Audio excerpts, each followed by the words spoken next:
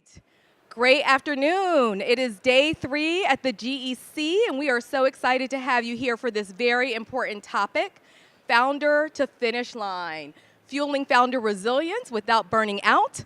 I'm Naya Powell, founder and CEO of Topia Wellbeing. We're elevating employee health, happiness, and performance, and also Utopia Global Wellness Retreats. Curated luxury wellness meets culture and impact. I'm so excited to be here with my colleagues today, who you'll meet shortly, to talk about this very important topic. So by show of hands, how many of you traveled to get here today? Keep your hand up if you traveled out of state or out of country. All right, it's day 3. Keep your hands up if you're a little tired, a little exhausted.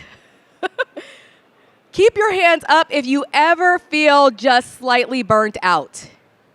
All right, so I think I saw almost everybody in the room. So we're gonna just take a quick few seconds to do a cleansing breath, to get centered, to get grounded, and to get fully present. You are welcome to close your eyes or just lower your gaze.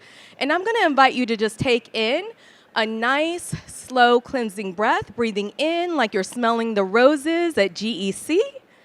Exhale like you're releasing all of that stress, tiredness, and exhaustion. One more time, breathing in peace, harmony, and energy. Exhaling any exhaustion, stress, or anxiety. How do you feel? Just a little bit more refreshed? Does anybody do breath work or mindfulness? Oh, that's good. So you're in the right room. So you are definitely in the right room because we know that the startup ecosystem, we know the founder journey is one that can be quite exhausting. So now that I've had a chance to get to know a little bit about who's in the room, I also like to ask you, how many are founders? All right, thank you. Most of the room. How many are investors? A few, great. How many are policymakers? A few. Well, it's important because this ecosystem needs all of us, and we need to be healthy and know how to fuel our well-being and our resilience to run this race. So a little more about me and my founder journey, and really what I have done throughout my journey to combat my own burnout, to be resilient and bounce back from burnout, but also what fuels my passion for well-being. So I'm a third-generation entrepreneur. You can see in that very first picture is a picture of me and my family members. That has really fueled my love for well-being, my love for entrepreneurship, and also I would say my grit factor. So my father, who you see in the baseball cap in the top left, he actually was a marathon runner most of my life. Also a vegetarian, pescatarian, so very healthy lifestyle habits. Any marathoners in the room? A couple. I've never run one, so I commend you. But we know that that takes great strength, discipline, and resilience. And as startup founders, as ecosystem builders, we know that this journey does as well. And so a lot of my love comes from my knowledge of well-being, being an entrepreneur, but it also comes from understanding what the impact of stress does to us. So my marathon running father has survived 2 strokes, and it sounds like the math is not mathing, because how can you be so healthy and still have strokes? But it's because 80 to 90% of death and disease is caused by stress. We are living through unprecedented times of stress. We're living through unprecedented times of mental health challenges caused by the pandemic. We had challenges before the pandemic, but we haven't really been able to catch our breath. And so it fuels all of the work that I do. So I'm also a best-selling author, 30 Days to Utopia Living.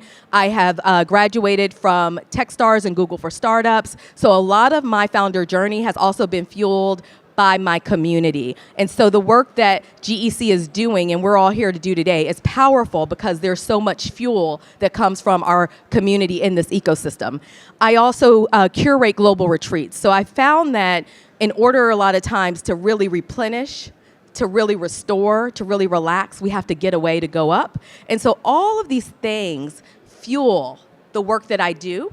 Working in corporate America, working in global talent acquisition, working in tech companies, I've, like I said, experienced my own burnout, and I've had to, often years, wear the 2 hats to fund my business. And so I know what that looks like. So here today, we're here to provide you with tools and strategies and tips that you can take with you, not just that breath exercise, but also other tools, tips, and knowledge so you understand your why in wellness is so critically important.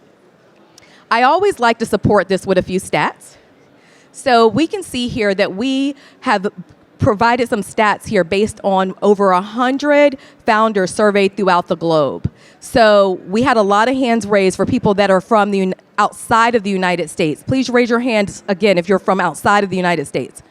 Okay, so a good portion of the room. So this is not only a domestic issue here, we know that this is a domestic issue everywhere. 87.7% of founders worldwide have said that entrepreneurship, being a founder, has taken a toll on their mental health in more ways than one.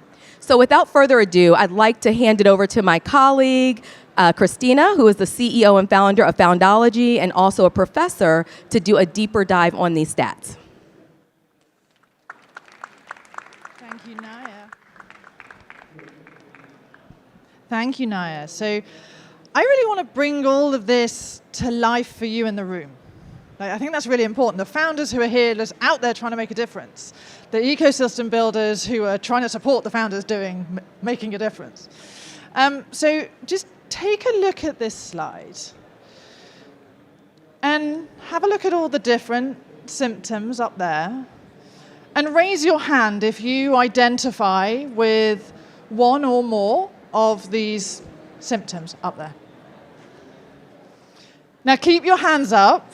Keep those hands up. Everybody get your hands back up, because pretty much every single one of you put your hand up. And just have a look around you. There are not many people in this room that didn't have their hand up. And this plays to the 87% figure that Naya was just mentioning. But in the last 6 years, I've been really trying to do research to understand this life of founderhood, as well as my own founder journey. And from research, the most recent with 400 entrepreneurs, particularly into founder resilience, like this number comes through really strongly. 9 out of 10 founders have signs of mental health strain.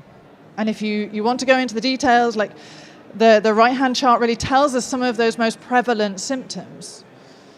To put that into context, anxiety for founders, comparing it to the national average in the UK, my home country, that's 5 times the national average.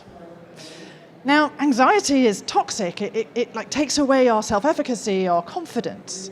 So there's a lot of rationale for why we want to crack this. And if you want to sort of have a comparison we benchmarked this on a much bigger study by Deloitte, the average workplace number would be 6 out of 10. So we can see an exponential difference for founders. And you know, I get it. Like, this job is uniquely difficult.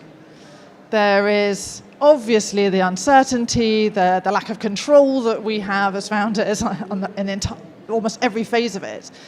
But actually something that I hear from our founders in our community a lot is the burden, the emotional burden of like the roller coaster that we go on, but not wanting to let people down, not wanting to let our investors down, our families down, ourselves down. And then also the loneliness. We all think that we're the only one having any kind of troubles. And I'm not talking about psychological troubles, I'm just talking about challenges. And that's really important for us to unpick, because again, loneliness takes our power away, it takes our decision-making capability away. That's not actually helpful. So it's no surprise that it takes its toll on our health, hey? But the elephant in the room is we don't really want to slow down as founders, do we? And this is the paradox that we're talking about. Honestly, I pushed myself so hard that at 2 a.m. in the morning, my husband thought I was having a heart attack. Now, that started a whole journey of my personal recovery. It also started the journey that created Foundology and the huge community that we now have. But it also comes through really strongly in the data, this sort of conflict between like the drive to make stuff happen and the sort of the high pressure that we are operating under. So looking at the data, despite those health numbers, 89% of founders would not want to do another job. I'm the same. I'm unemployable. But also, we're so driven to make a difference. It's like we're just driven to act. And that's what makes this resilience number so important.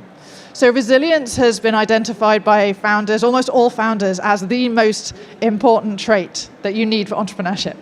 Not communication skills, not problem-solving skills, not negotiation skills, not sales skills, resilience. And that's what made it so important and resulted in the research that I did last year. And that kind of feeds us in really nicely to frame the panel that we're going to go into now. Like, how do we build it? Because we now know that you can. Yes. Yes. Thank you, Christina. And thank you, Naya. Thanks for amazing introductions. Hi, everyone. So it's an honor to be here and to be part of this conversation. My name is Juan Pablo Lopez Gross. I'm originally from Venezuela, based in Washington, D.C., and IDB Lab specialist. The IDB Lab is the innovation laboratory of the Inter-American Development Bank, and we are working with the entrepreneurial ecosystem of the Caribbean and Latin America. So thanks, Naya and Christina. It's an honor to be with you here. Amazing women, amazing founders, amazing researchers about this topic. And for us, from IDB Lab, it's a very important conversation. When unfortunately, we connected with this topic after the pandemic, after COVID-19, because I think the conversation changed after the pandemic about this topic, to be honest and open to talk about mental health and well-being. And unfortunately, we have a hard moment when one of our founders in Medellin, Colombia, committed suicide. And we realized that we need to talk about this factor. It's very common and very popular to talk about financial factors related with founders, with the entrepreneurial ecosystem, or to talk about technological factors around the business, or to talk about operational factors. Well, what happened with the invisible factor? So we call this the invisible factor.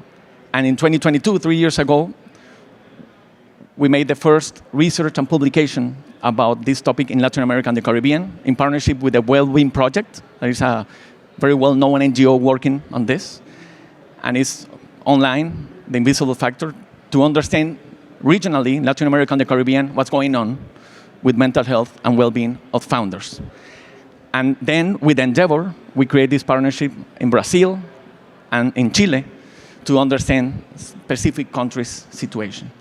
So let's start with this conversation with Christina and Naya and go deeper on this. And we think that, to be honest, we want to be transparent, sincere, and we know that it's not a very easy topic to talk about.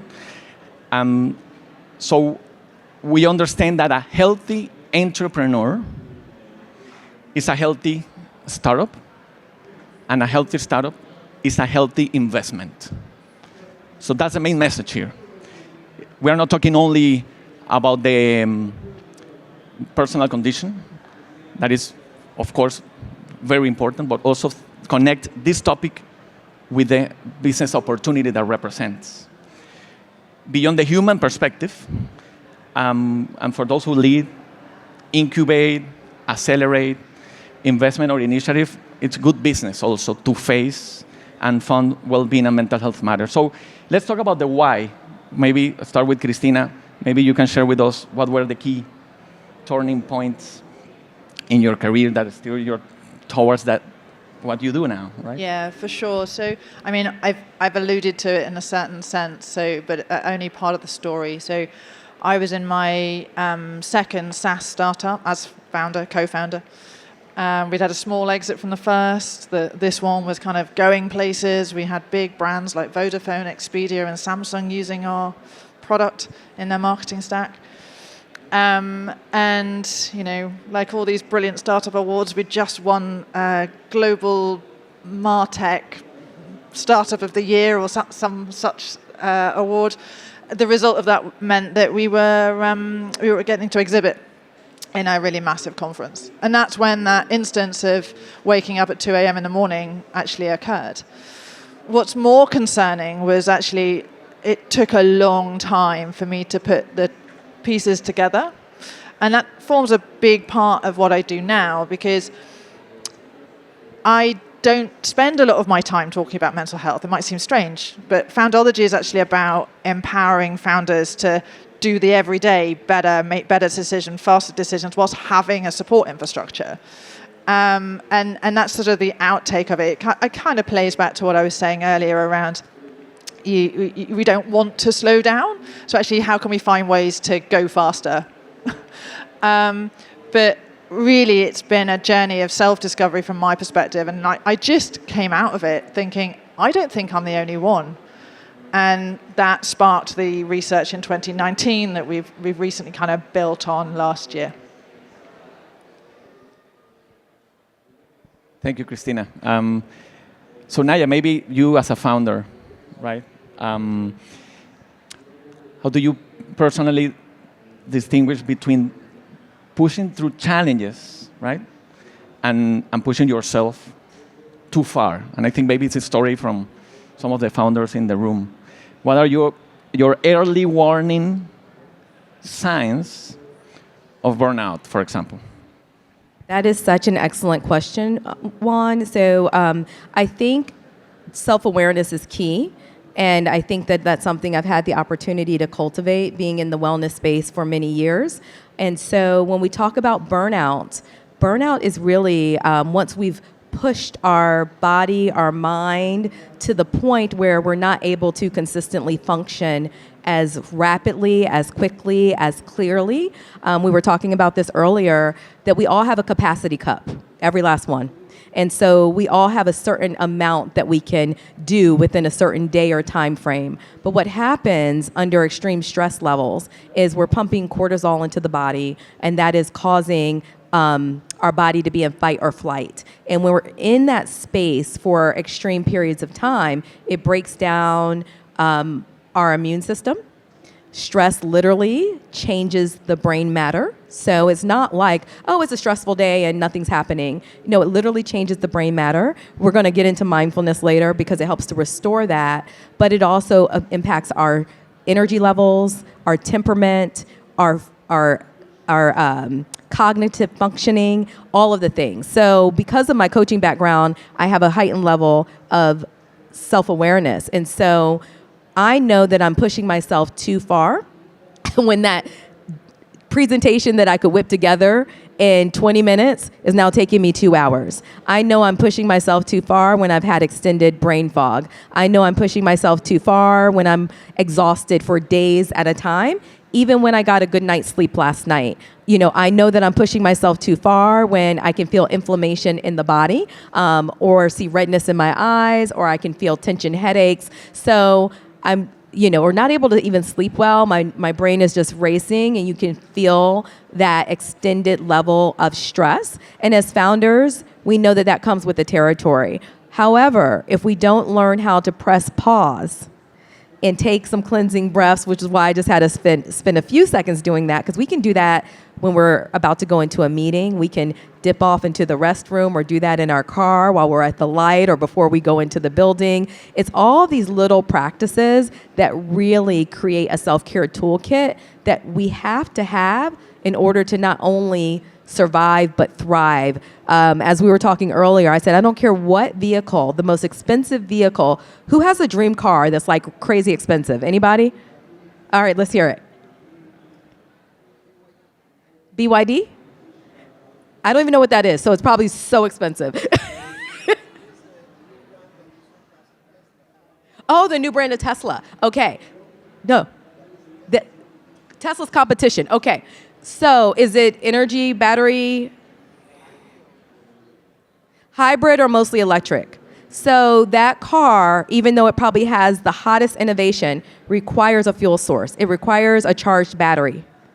And so we cannot run our race on fumes. We have to have, whether it is some sort of gas, some sort of battery, some sort of charge. And so we have to figure out what that is. And so I think when we feel ourselves in that perpetual state for longer than it takes us to rebound, that is and you're just not even enjoying the things that usually bring you joy, that's when you know that you've crossed over the line of pushing through and perseverance to being on the brink or in burnout. Thank you, Naya. And connected with that, Christina, maybe you can share from your experience what does founder resilience, right, means to you. And maybe, if I may, I would like to add another layer, because I know you are a mother, right? And maybe some of the founders are mothers and fathers, so there's also this family layer on all of this. So I don't know if you can share, in your case, how that you gives handle it, right? a totally different dimension to the whole thing. I mean, I just want to agree with you. Like this idea of interoception, so tuning into your body, and your metacognition, tuning into how your behaviors are kind of failing you. It's like your first warning defense. And then I'm such a fan of micro breaks. So you 2 minutes in the bathroom. Oh, yes. Micro breaks. Pepper your entire day with micro breaks. Love it. Because it has to be practical to fit into our busy lives. Anyway, resilience, not motherhood. Might come back to motherhood. 2019 research, I said it came out as the #1 trait. Cool. What is it for founders? And how on earth do you build it? This was the hanging question. And that's what we did last year. So we built this huge study, 400 entrepreneurs all around the world, feeding into this question of what is the concept of founder resilience? How important is it? And more importantly, how do you build it? And really this starts to shed real light on how important this trait is. So it's all very well founders saying it's the most important trait, but now we can see it in the data. So with this data set, we were able to segment all of our founders into high, normal, and low scoring resilience based on a hugely validated academic tool. And once we know that, we can see the impact. Answer: high resilience founders are much healthier, physically healthier. They exhibit more high performance states. So I feel high performing, I feel confident, and far fewer performance blockers, anxiety, overwhelm, 4 times less of those. And also, founders with low resilience are also twice as more likely to want to quit. So if we need a direct ROI to why this is important in the ecosystem, that's probably the most important number. Motherhood, yeah. Brutal prioritization. But I also think it's really helpful.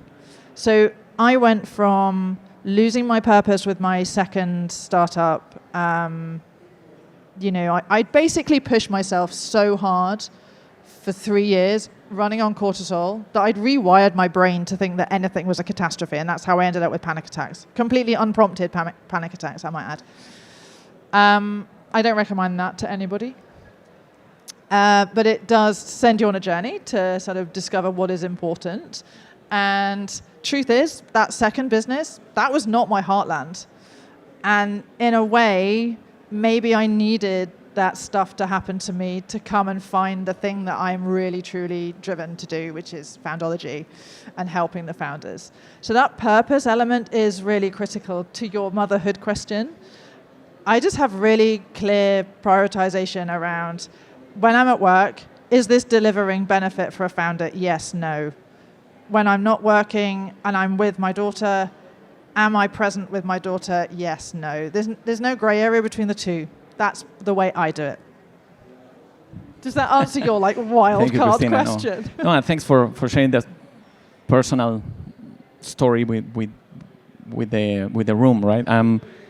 So let's move forward and let's talk about how to build in entrepreneurial resilience, right? So maybe Naya, with your experience from your organization and your books, maybe you can share with the audience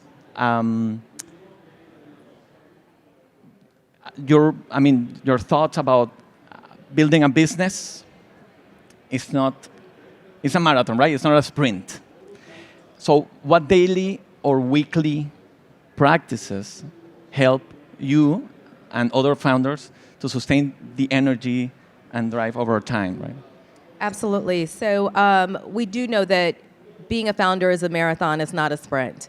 Having a father that ran marathons, there's months of training, there's diet, there's eating right, there's running community, there's all these things. So there's a lot of preparation that goes into it before and during and even after. So when you think about our journey as founders, we do need to have our self-care toolkit. So for me, some of the things I do is it's having a morning routine. The most successful people in the world across any type of business, they have a morning routine. And I want to say that your morning routine starts the night before. So one of the things that's the most important things you can do is book in your days. The first 20 minutes of your day, the last 20 minutes of your day. So for me, what my morning routine looks like, starting my morning with prayer, gratitude, and reading a scripture.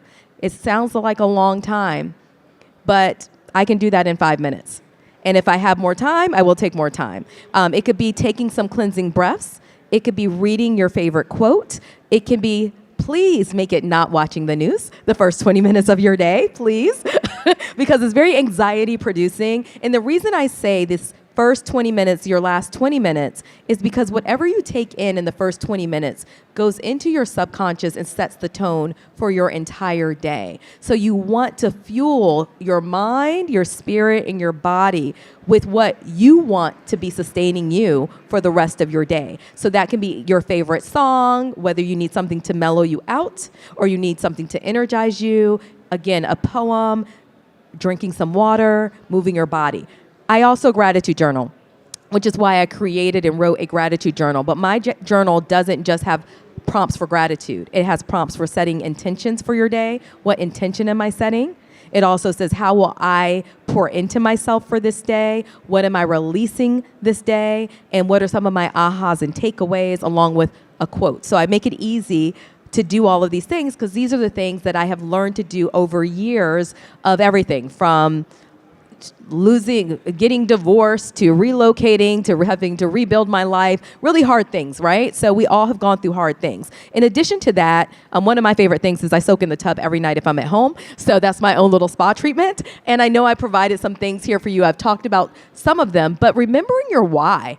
You know, as founders, we started these companies. We did something that was a concept. We did something we saw a need for. It was a problem, and we decided to be the solution. And so always remember how brilliant and amazing you are for doing that, because most people will not. No matter how it lands or ends, you did something that most people will only dream of, and you've learned so much along the way. So that also is not just remembering your why, but celebrating your wins.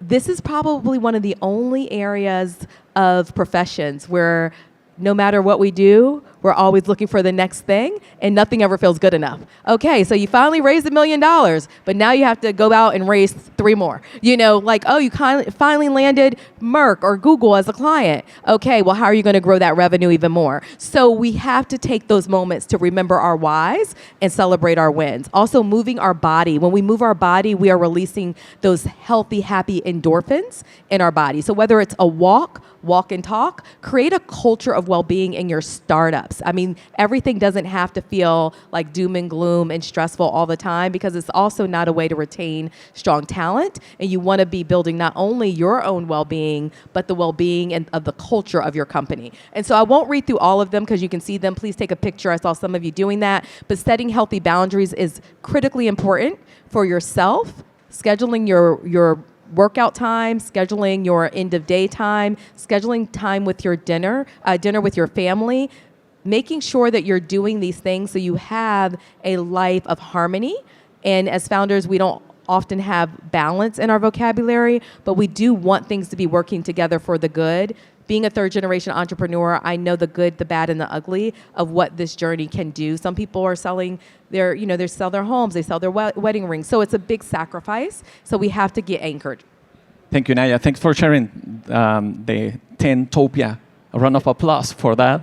Thank you. Thank you. And I think it's very practical and real strategies, right? That not only in the theory, but I think it's important also to connect with some research and some data that supports not only the strategies but also the issue and the situation about well-being and mental health. So maybe Christina, you can share, and also as a professor, not only as a founder, some of the key insights around founder resilience, also from the recent global study that entrepreneurs here maybe can learn from, right? Yeah, absolutely. So that critical question we asked was like, what are the highly resilient founders doing differently? So comparing that high-scoring founder, resilience founder with the low-scoring resilience founder. And honestly, the insights are very black and white, and what I love about them is they're so actionable.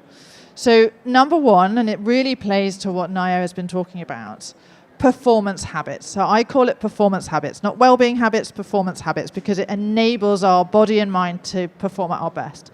So the most high-performing, and by the way, high-performing and resilience has a very strong correlation. The most high-performing founders are absolutely protecting their exercise time. Now, exercise can be very different for different people, and I think that's really important for us all to take away. What works for one person does not, other than one thing, which we will come on to later, what works for one person doesn't always work for somebody else. There is not one blueprint for everybody. So what is your exercise routine? What is right for you? For some of our founders, it's going out in the morning and having an hour-long walk to stretch, to move, and to think. This is one of our founders called Tasha, and that is her best thinking time. And there's reasons for that, which I might come on to in a bit. So first is protecting those performance habits, making time, having it blocked in calendars, and defending it. Sure, it can move, but I'm still doing 3 sessions a week, that kind of mentality. But don't let that suggest that isn't easy for these founders. So we also track guilt. So when I'm in a room of founders, I ask, what stops you from taking time to recover? Guilt. I feel guilty every time I stop. I should be driving harder. I should be moving on to the next milestone. I should be boom, boom, let's go. The high resilience founder feel the guilt exactly the same as everybody else, but they are tackling it differently, which comes to our second bucket. Bucket number 2, the bucket that high resilient founders are doing differently, they are working on resilient thinking. So they feel unconfident. They will lean into that and go, okay, what is causing that? How do I turn it around? If they are feeling guilty about taking a break, they will turn it around. It's called a cognitive reframe in psychology. They will turn it around and say, no, I am the most important asset in this business. I will take my 30 minutes to go for a run because I know I will come back. So those two things, they work together. They work in tandem. And then the third element is actually support infrastructure. So making sure that you've got groups of fellow founders more often than not who you can truly connect with and have confidential conversations with, which feeds very much into what I do with Foundology. Thank you, Christina. Can I just add to that really quickly? I think a Yes. huge part of resilience is also agility. We have to be more flexible, more agile than ever before because the world is changing at a rate that we've never seen before. And so in the world of yoga, they say we must bend so we don't break. So we have to be willing to pivot. We have to be willing to be open to innovative ideas, to shifting maybe the way we did things for the last 3 months. We may have to do things differently in order to stay in tune with the pace of the world that's changing at such rapid rates. And that, I think, really plays beautifully to this idea of having a flexible routine. So not always saying, I must do it then, but actually having that ability. Can I say one more thing about the default mode network? Please, go ahead. So I could see a lot of recognition in the room about this guilt. And if I can help you shift forward with this whole element. So neuroscience is here to save us on how we can reframe the sense of guilt that we have as founders. Our brains do not problem solve. They do not learn. They don't connect ideas. We don't have ideas when we are actively thinking. And this is actually really powerful. We all implicitly know that we have our best ideas in the shower or when we go make tea or when we go for a walk. Well, we implicitly know that, but actually the science tells us why. It's because there is an element of our brain called the default mode network, DMN. It's awesome.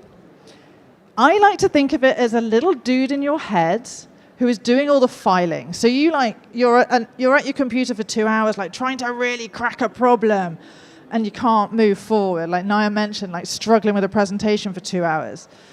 That's when you need to move away from the computer. Go make tea, go for a walk, do something different. And that separation or breath work allows the little dude in your head, the default mode network, to come online and to do the filing. He's doing the filing. Connecting all these dots. Ping! There is your idea. There is your solution. So when you're stuck, actually, it's the best reason to take a micro break because the neuroscience says so. There we go. So we are talking a lot about the well-being and mental health from the perspective of founders. But we said at the beginning that if we think about a healthy entrepreneur, it's to think about a healthy business and a healthy investment. So maybe Naya, in your experience, what's the role here of VCs, venture capital, or investors? And also to think if there is a role also from the government about this. So maybe if you can share some ideas about that. Yes, thank you so much for posing that. And that's why I wanted to do an inventory of who's in the room. As we talked about, founders can't thrive if they're barely surviving. So in terms of from an investor perspective, we, yes, as founders have to invest in our well-being so we can show up and continue to fuel ourselves. But I want VCs to start thinking about this a lot more because you cannot get ROI from a founder that is barely hanging on. And as we talked about what symptoms of burnout look like, you know, it spans the gamut. A high-functioning founder is not going to be high-functioning when they're struggling with depression, when they're struggling with anxiety, when they're struggling with panic attacks, when they're struggling with ulcers, when they're struggling with blood pressure, when they're struggling with substance abuse to like just the highs and lows to get through every day, or suicidal ideation. And I think we can all agree that that is not going to be the highest yielding ROI when you have a human being that's struggling with all these things or some of these things because the stress levels never relent. For some founders that have had the opportunity to really get to that place of building really strong teams, they have the revenue, they have the investment to get there, but it takes a while to get there. It does not happen overnight. So you want to have a founder that has a strong foundation of well-being, and we have to start having more of these conversations. I'm so thankful that Brad Feld yesterday did a blog and conversation about demystifying mental health challenges amongst entrepreneurship because we suffer almost 9 out of 10, if not more, with one or more of these issues. So we want to be honest about it, and it's the only way to really fuel entrepreneurship, which is really how we're fueling wealth and innovation throughout the world, which is why we're all here today. So we don't want this brilliance to just kind of diminish away because we don't have the support and the conversations, and policymakers really have a huge impact on even government funding that's available. So Topia, we do a lot of workplace wellness. We have a partnership with United Healthcare. So there is insurance that is now covering a lot of forms of wellness. And we need to see this amplified even more. And we need to see it more accessible. Founders a lot of times don't have insurance or the best insurance. How do we level set this? So it's a conversation we all need to be prioritizing, and it's a lot of work that I do, not only with accelerators, but I've had the privilege to work with some VCs. We need to be doing more of it and talking about it more. Thank you, Naya and Christina. And to wrap up this amazing and very important and powerful conversation, a final thought. Maybe if you think about the future of founder wellness and well-being, what do you hope the future looks like when it comes to founder well-being, especially more in this context of the entrepreneurship, global entrepreneurship space? So any final thought? And yeah. and suggestions, yeah. I would say what I would hope that it looks like is that there is funding specifically for founders. We're driving innovation throughout the world, right? To support their well-being. And that could look like a number of ways. And I think it should be very holistic and very integrated because we're holistic beings. So there should be funding for founders if they need to go and afford therapy, which is really important, or if they need to be able to afford a gym membership or a retreat, which is what we curate, those kind of experiences, more built into the communities of the ecosystem. For VCs, accelerators, and just across the board, it should be so easy for founders to connect in communities around well-being and for it to be resourced at the same time. Thank you, Naya. Christina? For me, I will do sort of founder-focused and ecosystem builder focus. So, we can achieve it from now. All the founders in the room, think of yourself as the asset that needs fuel, just like the fuel in the car, which is an analogy I love.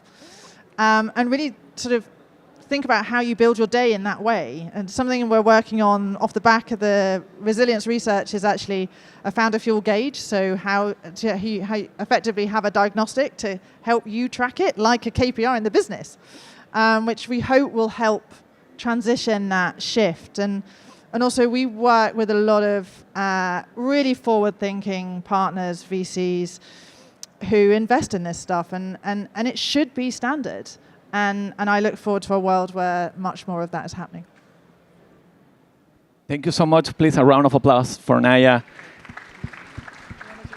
and Christina. And yeah, we have few minutes left, so maybe we can do like a mindfulness session activity for the closure. Go ahead. Wonderful.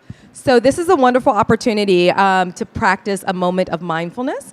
By show of hands, who's ever practiced mindfulness? To your knowledge? Oh, this is wonderful. So mindfulness is really the art or practice of being fully present with our body, our breath, and what's happening in us and around us. And so Harvard Business Review has done a study, and they have a book called Mindfulness. Mindfulness is not a nice to have. It is a need to have for leaders, executives, and founders. And we are all CEOs of our lives, right? And as well as our startups if we're a founder. So I'm going to invite you once again to go ahead and lower your gaze. Close your eyes. Maybe place one hand on your heart, another hand on your abdomen, and taking in a nice cleansing breath once again. Breathing in through your nose like you're smelling the roses. Slowly exhaling twice as long like you're blowing out a candle. Again, breathing in peace and harmony. Exhaling any stress and anxiety. On your next breath, I'm going to invite you to do a nice slow neck rotation, loosening up any tightness from our travels, our hurrying, and then moving in the opposite direction. Doing a few shoulder shrugs. We're now moving into our body scan, being fully present with the body. Bringing your awareness to your shoulders, your mid-back, and your lower back. How are you feeling? Just bringing that awareness to your body. Do you feel a tightness? Do you feel a release as you continue to breathe? And now I want you to bring your awareness to your core, your center, your abdomen, which some call the second brain. It's where we hold a lot of our emotions, a lot of our anxiety and our stress.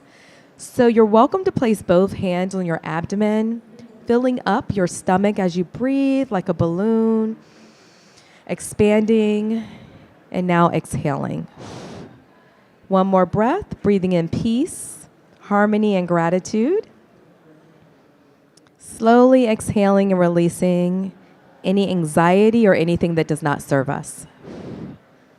On your next breath, I invite you to just breathe in gratitude. What is at least 1 to 3 things that you're thankful for as a founder, connected to your journey, or maybe your family, your village, your health that you do have, Gratitude is about really being aware of the beauty and the abundance of your life, the what is rather than the what is not. Taking one more final breath.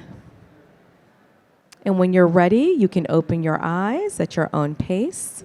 And remember that gratitude is the magnet for blessings.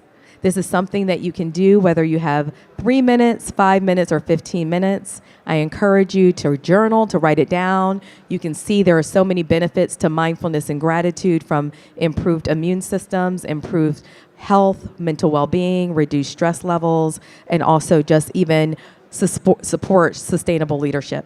So I think we might be at time, and we would open it up for any questions.